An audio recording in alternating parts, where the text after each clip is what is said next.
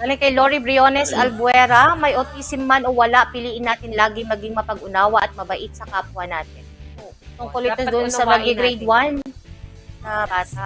Mag-grade 1 na may autism bata. I-share yan ng magulang.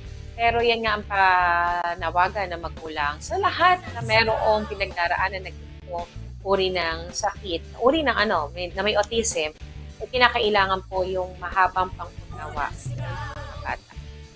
Pero sabi nga ni Ate Lori, may autism man o wala, siyempre, dapat piliin pa rin talaga maging mapang-unawa. Kasi napakarami na ngayon, talamak na talaga ang bullying machine. Mapa-eskwelahan man yan o mapatrabaho.